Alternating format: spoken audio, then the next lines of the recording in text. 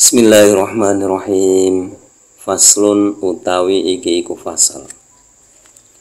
Wa yasihu lan sah asalmu opo akad salam utawa pesen halan ing dalem saknalika wa muajjalan lan sumaya fima ing dalem barang takamala kang sampurna fihi ing dalem ma khamsu saraita apa 5 pira-pira syarat. Pada pembahasan ini menjelaskan tentang sahnya salam atau pesan. Nah, pesan itu baik seketika diantar ataupun ada jeda waktu. Nah, barang yang diperjualbelikan dengan akad salam itu harus sempurna. Dia harus sempurna dan memenuhi 5 syarat. Memenuhi 5 syarat. Ayakuna suici ku nyento ono apa ma mabuton iku den pelanggeri bisifati kelawan sifat. Jadi yang pertama syaratnya barang yang diperjualbelikan dengan akad salam itu harus disifati dengan jelas. Jadi sifatnya harus jelas. Jadi misalkan yang dijual belikan itu HP, itu harus disifati dengan jelas. Biarpun HP itu baru atau second itu harus diperjelas. Kalau HP baru jelas, kriterianya sudah jelas. Kalau second kan harus ada tambahan penjelasan. Misalkan baterainya kekuatannya nggak sampai 2 hari, cuma 1 hari. Terus ada lecetnya di bagian mananya. Terus ada yang kurang apanya lagi, itu tambahan penjelasan seperti itu harus dijelaskan, harus disifati dengan sifat yang jelas. Wa yakuna lan kaping pindhone iku nyento ana apa majinsan iku jenis lam yahtalit kang ora campur bihi kelawan ma ghairuhu apa liyane ma. Nah, kemudian syarat yang kedua itu barang itu jenisnya jelas dan tidak bercampur dengan jenis yang lain. Misalkan contoh jual beli kurma, misalkan pesan kurma. Misalkan yang pesan kurma ajwa, itu ya otomatis harus kurma ajwa aja, jangan dicampuri dengan kurma yang lain. Jadi jelas. Yang dijual beli kan jelas, barangnya jelas. Jadi kurmanya itu jelas kurma ajwa, tidak bercampur dengan kurma yang lain. Kan banyak jenis kurma itu. Misalkan kalau kurma, kalau misalkan contoh lain, misalkan jeruk Bali, ya jeruk Bali saja, tidak boleh dicampur dengan jeruk Palembang atau jeruk Malang dan lain sebagainya. Walam tadkhul lan kaping telune iku nyento ana walam tadkhulan kaping telune iku ora mancing hu ing ma annaru apa geni li halatihi krana malahe wernane ma. Kemudian di barang tersebut itu tidak ada perubahan karena api. Misalkan kalau ini kan jual beli alat masak itu. Jadi kalau baru ya jelaskan baru, kalau misalkan sudah ada perubahan karena pernah dipakai masak ya harus dijelaskan. Jadi tidak ada perubahan karena pengaruh api. Jadi barangnya murni. Jadi misalkan kok kurang indah terus dibakar bisa indah, itu nggak boleh. Tidak sekali-kali terkena api yang bisa merubah warnanya. Wa alayakuna lan kaping papate nyentok iku nyentok ana wa alayakuna lan kaping papate iku nyentok ora ana apa ma muayyanan iku den nyatakake. Nah, terus syarat keempat akad sulam itu barang yang diperjualbelikan itu tidak boleh barang yang terbatas. Tidak boleh barang yang terbatas. Misalkan apa itu di daerah Tuban misalkan toko sebanyak itu yang menjual apa itu misalkan yang menjual HP Oppo itu cuma satu toko dan cuma ada satu jenis. Nah, itu tidak boleh diakad sulamkan. Cuma satu toko, cuma satu jenis, nggak boleh diakad sulamkan. Kecuali kok tokonya banyak terus yang dijual HP-nya banyak. Walamin muayyanin lan kaping limone iku nyentok ora saking barang kang den nyatakake. Jadi ini tadi antara keempat dan kelima itu saling berkaitan. Jadi barangnya tidak boleh terbatas, yang menjual itu juga tidak boleh terbatas. Jadi misalkan itu nanti kenapa kok seperti itu? Karena ditakutkannya itu ghurur. Jadi ada penipuan. Makanya tidak boleh. Harus stok banyak, mempunyai stok banyak. Misalkan cuma baju satu itu, baju yang merek apa itu terbatas, misalkan merek A itu cuma ada satu di toko itu dan satu-satunya di satu Tuban itu toh, ya nggak boleh diangkat sulamkan. Kecuali kok yang merek A ini banyak, itu baru boleh diangkat sulamkan. Sumali sihatil muslami fihi mongko nuli iku tetep kedue sae barang kang den gawe akad salam opo fihi al samaniatu syara'ito utawi 8 pira-pira syarat. Wawa utawi muslam ayasifahu iku nyento nyifati sapa wong hu ing ma ba'da dzikri jinsihi ing dalem sause nutur jenise barang wanauihi lan warnane barang bisifati kelawan piro-piro sifat allati kang yahtalifu kang beda-beda biha kelawan sifat as-samanu oporgo. Nah, kemudian barang yang dipakai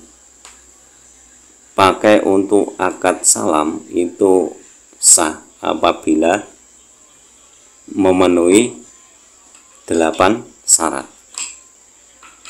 Yang pertama, muslam fihi atau barang yang dipakai untuk akad salam itu harus disifati sesuai dengan jenis dan warnanya, dengan sifat-sifat yang berbeda-beda itu harganya juga berbeda-beda.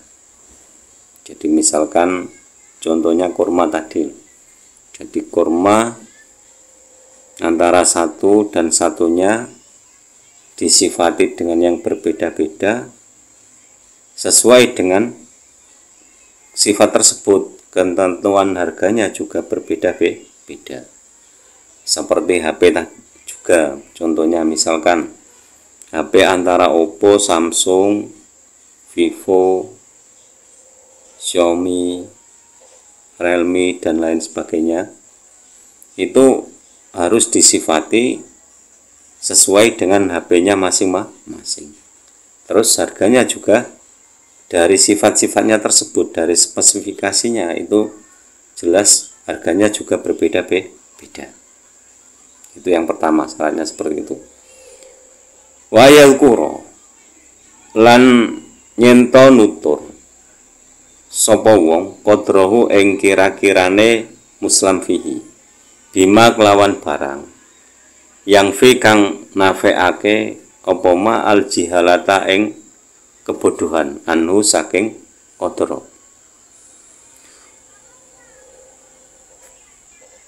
Wa ing kana lan lamun ana apa salam muajalan iku den semayake. Lakaro mongko nutur wakta mahalihi, lakaro mongko nutur sapa wong wakta mahalihi ing waktune panggonane barang. Jadi syarat selanjutnya itu harus mengutarakan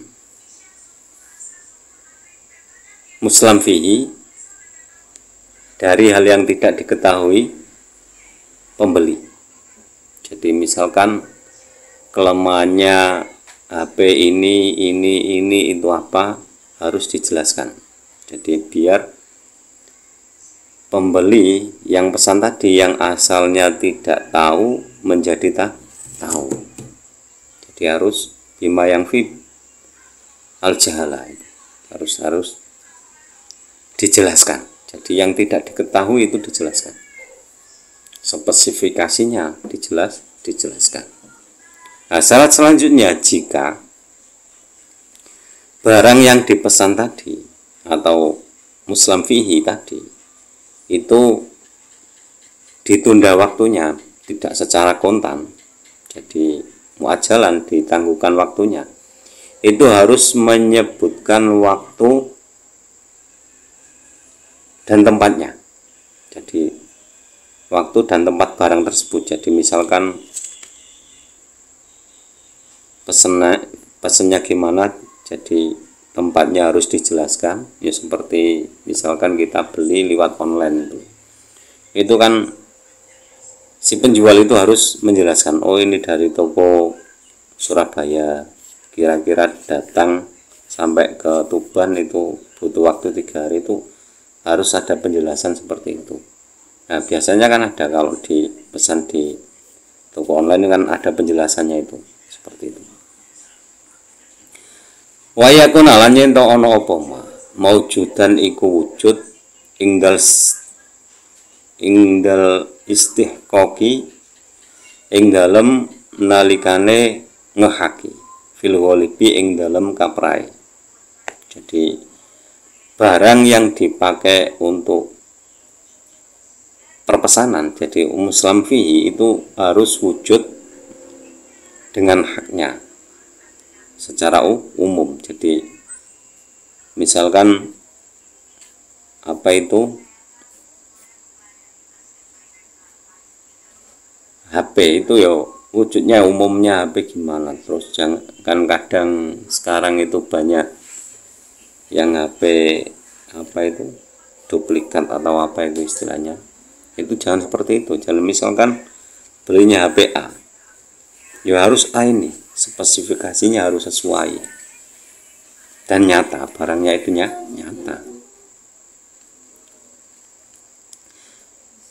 Wa yadhkura lan yen to nutur sapa wong mau diaqabdihi ing dalem panggonane oleh nampani wong. Nah, kemudian harus dijelaskan lagi, perpesanan harus dijelaskan di mana bisa diserah terimakan barang tersebut. Nah, kalau pesan kan ada COD, jadi COD-nya di mana, di rumah ya, alamatnya ya harus lengkap. Itu sulat. Jadi di mana barang itu diterimakan. Misalkan kok COD-nya di warung kopi ya boleh, yang penting ada tempat untuk serah terima barang tersebut. Wa yakuna lan yen to ana asamanu apa rega makluman iku kinaweruhan. Nah, kemudian syarat selanjutnya itu harganya harus jelas. Harganya harus jelas. Jadi misalkan pesan itu kan jelas, kalau pesan di toko online itu kan harganya kan jelas. Jadi jangan terus harga di onlinenya itu misalkan 90.000, tapi diserahkannya ke orang itu berubah menjadi 180.000, itu unsur penipuan. Tidak boleh seperti itu karena harganya jelas. Terus nanti kalau misalkan ada ongkirnya kan ya sudah jelas, penjelasannya jelas.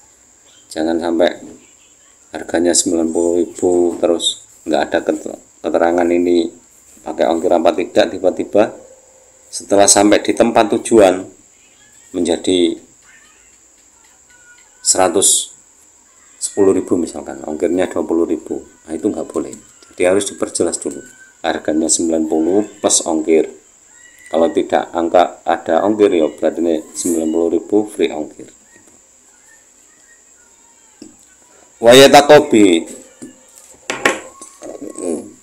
Wayatakobi untuk lan nyento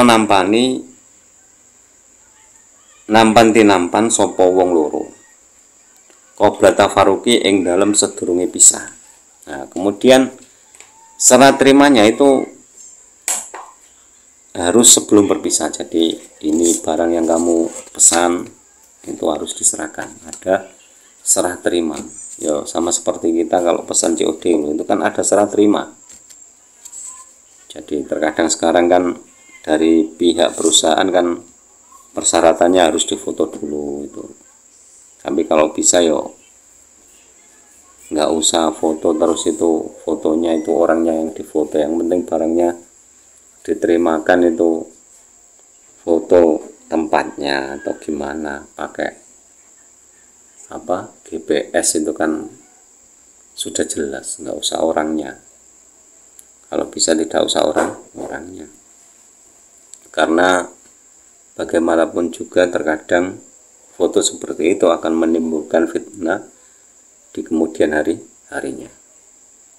Jadi cukup foto pakai GPS itu sudah bisa, karena nanti